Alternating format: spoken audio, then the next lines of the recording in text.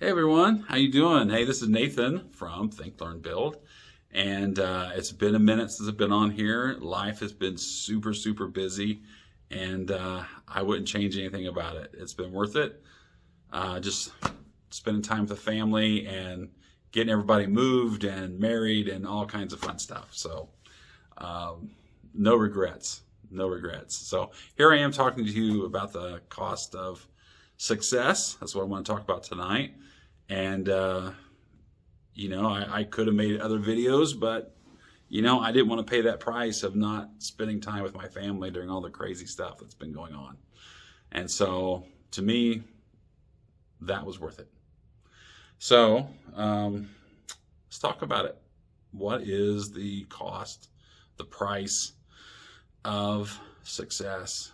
And so one thing, if you want to go out and you want to buy something, it's very easy to do that.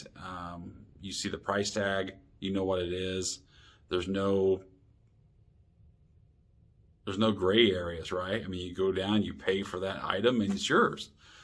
With success, it's not that easy. You can't just write a check out and become a professional painter overnight, or artist, or whatever you're doing.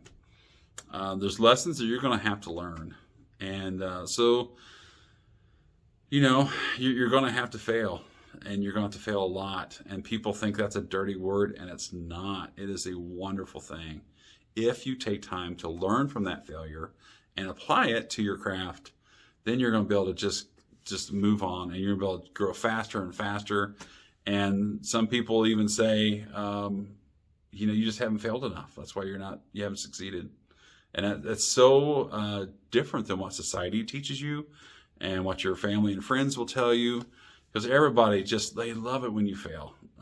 Everybody wants you to succeed, but yet they kind of like watching you fall on your face every now and then. Just because they're not doing anything, it makes them all feel a little bit better. Not everyone's like that, and those are the people you need to seek out. Those people that are going to be positive, they're going to be uplifting, that are going to keep pushing you to, try it again, try it again. I had a lifelong wood carver.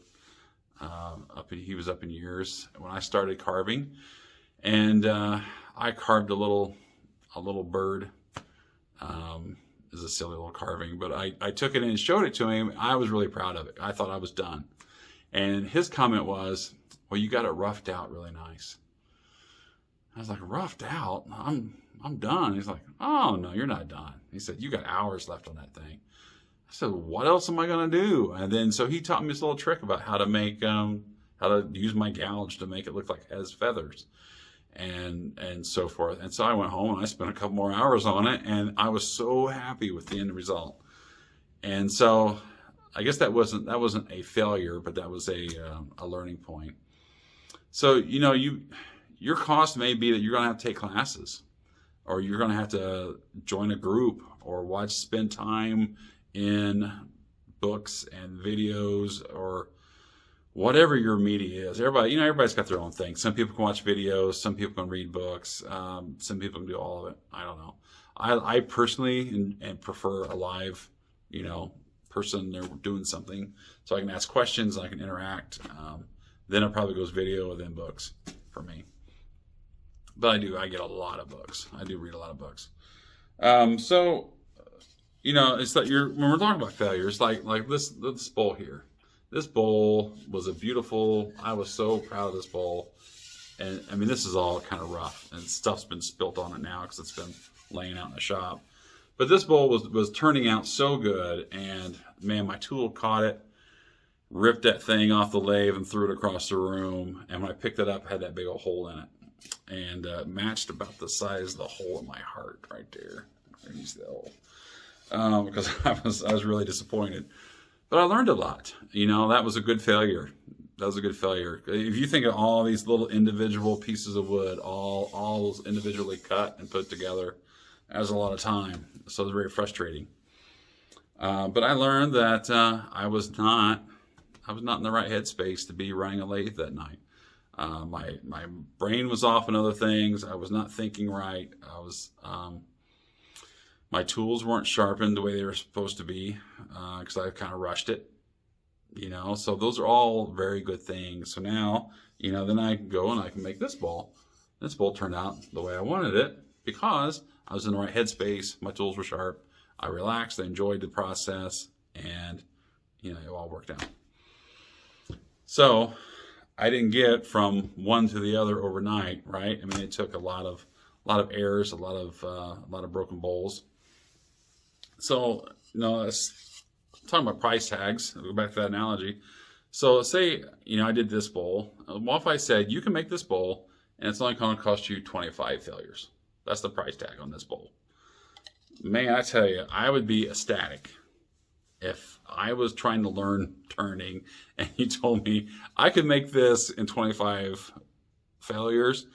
I'd be out there ripping up wood left and right. I'd be all over it. And then when you got to the 20th fail, you're not going to be stressed out and want to get rid of your tools and talking about quitting. You're going to be like, I only got 5 more to go. I'm so close. I'm almost there.